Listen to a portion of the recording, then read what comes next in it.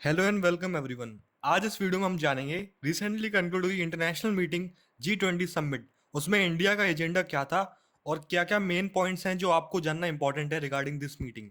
सो आइए सबसे पहले एक बेसिक कॉन्टेक्स्ट ओवरव्यू से शुरू करते हैं। दुनिया की 20 मेजर एडवांस्ड इकोनॉमीज इंडोनेशिया के शहर बाली में 2 दिन की मीटिंग के लिए शामिल हुई और ये इस मीटिंग की 17th एनुअल समिट है। इस मीटिंग की कंक्लूजन पे इसकी लीडरशिप इंडिया को दे दी जाएगी, यानी कि नेक्स्ट ईयर 2023 में इंडिया इस मीटिंग का 18th एडिशन न्यू दिल्ली में होस्ट करेगा। अब डिस्कस करते हैं कि क्या इंटरेस्ट रहेंगे इस मीटिंग के रिगार्डिंग। जब हम G20 नेशंस की बात करते हैं तो ऑल टुगेदर ये ग्रुप रिप्रेजेंट करता है पूरे विश्व का 85% global GDP, 75% global trade, 66% global population.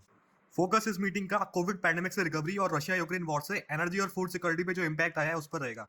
Interesting point ऐसी मीटिंग्स का हमेशा ये होता है जब कोई कंट्री बायलेटरल टॉक्स करती है। फॉर एग्जाम्पल G20 को कई कंट्रीज एज अ अपॉर्चुनिटी देखती हैं किसी पर्टिकुलर कंट्री से साइड में इश्यूज डिस्कस करने के लिए। नाउ यहाँ पे ध्यान देने वाली बात यह है कि इस मीटिंग का जो टाइमिंग है करंटली एक ऐसे टाइम पे है जब ग्लोबली कई चैलेंजेस फेस किए जा रहे हैं, इंक्लूडिंग रशिया का यूक्रेन में इन्वेजन, जिसमें जियोपॉलिटिक्स में तो अंतर आया ही आया है, साथ में ग्लोबल इन्फ्लेशन, महंगाई की दर भी अपने पीक पे है। इन्फ्लेशन के कारण कई कंट्रीज में इकोनॉमिक ग्रोथ डिक्लाइन पे आ गई है और इसी रीजन से हाई इन्फ्लेशन की वजह से दुनिया भर में सेंट्रल बैंक्स ने इंटरेस्ट रेट्स भी बढ़ा दिए हैं। जियोपॉलिटिक्स की बात करें तो ब्रेक्सिट डील की वजह से जो यूके और यूरोप रीजन में ट्रेड डिक्लाइन आया है। अब तक आप ये समझ गए होंगे कि ग्लोबली कई सारे चैलेंजेस हैं इस समय पे जब ये इंटरनेशनल मीटिंग हो रही है। आइए क्विकली डिस्कस करते हैं एजेंडा ऑफ द मीटिंग। ये मीटिंग फोकस करती है 3 मेन इश्यूज पे। पहला, global health architecture. For example, globally medical system को कैसे और इंक्लूसिव बनाया जाए जिससे कंट्रीज फ्यूचर में पैंडेमिक क्राइसिस में और बेहतर तरीके से रिस्पॉन्स कर पाएं। दूसरा पॉइंट है digital transformation. For example, banking sector की बात करें या फिर आईटी सेक्टर की बात करें, काफ़ी सारी नई टेक्नोलॉजीज आ गई हैं लाइक ब्लॉकचेन, जिसमें डेटा और सिक्योर बनाया जा सकता है।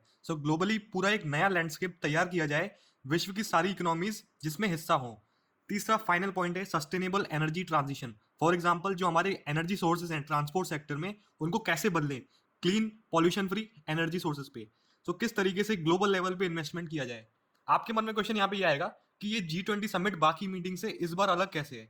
मैं आपको क्लियरली बता दूं, पूरे वर्ल्ड के लिए ये पहली बार इंटरनेशनल मीटिंग होगी जब से रशिया ने यूक्रेन में वॉर चालू किया है और वेस्ट ने रशिया पे सैंक्शंस लागू किए। इस मीटिंग में एफर्ट्स लगाए जाएंगे ग्लोबली सहमति बनाने के लिए और टेंशन सॉल्व करने के लिए। इंडिया के लिए ये मीटिंग इसलिए इंपॉर्टेंट है क्योंकि इस मीटिंग के खत्म होने पे इसकी लीडरशिप इंडोनेशिया इंडिया को दे देगा। फर्दर इस बात को जानना भी इंपॉर्टेंट है G20 बना क्यों था।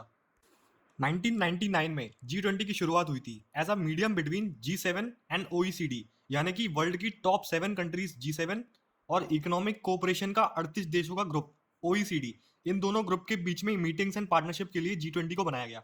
1999 के टाइम पे चाइना ग्रो करना शुरू ही हुआ था, रशिया अपने सोवियत यूनियन की कोलैप्स से रिकवर कर रहा था, मेजर पावर और ग्लोबल फोकस वेस्टर्न कंट्रीज पे था। पिछले 2 दशकों से ग्लोबल फोकस वेस्ट से शिफ्ट होके ईस्ट एंड साउथ में आ गया है और G20 ग्रुप एक तरह से ग्लोबल इकोनॉमी का स्टीयरिंग है, जो कि इंपॉर्टेंट है। इंटरनेशनली हर कंट्री अपना स्टांस मेंटेन कर सकती है। नाउ इस G20 को कौन कौन सी कंट्रीज अटेंड कर रही हैं। जैसे कि आप इस मैप में ऑरेंज कलर से हाईलाइटेड 20 ऐसी कंट्रीज देख सकते हैं जो इस मीटिंग में हिस्सा ले रही हैं, और जो ब्लू कलर से हाईलाइटेड है वो इंटरनेशनल ऑर्गेनाइजेशन है जिनको एडिशनली इन्वाइट किया गया है। For example, United Nations, African union, ASEAN, IMF। अब इस मीटिंग को अटेंड कौन नहीं कर रहा है? That is Russian president Putin, और साथ में मैक्सिको एंड ब्राजील भी इसको नहीं अटेंड कर रहे हैं क्योंकि मैक्सिको एंड ब्राजील में प्रेसिडेंट के इलेक्शंस चल रहे हैं। नाउ जो हम स्टार्टिंग में डिस्कस कर रहे थे कि बायलेटरल मीटिंग्स भी कर लेती हैं कंट्रीज इस मीटिंग के साइड पे, इस G20 में USA एंड चाइना ने बायलेटरल मीटिंग में अपने ट्रेड इम्बैलेंस को लेकर डिस्कशन किया, जिस इशू को हमने पहले वीडियो में डिस्कस किया था। राइट कॉर्नर पे वीडियो का लिंक आ रहा होगा, इस पे आप इस इशू को और डिटेल में जान सकते हैं। फाइनली आइए डिस्कस करते हैं कैसे कंट्रीज इशू को रिजॉल्व कर सकती है।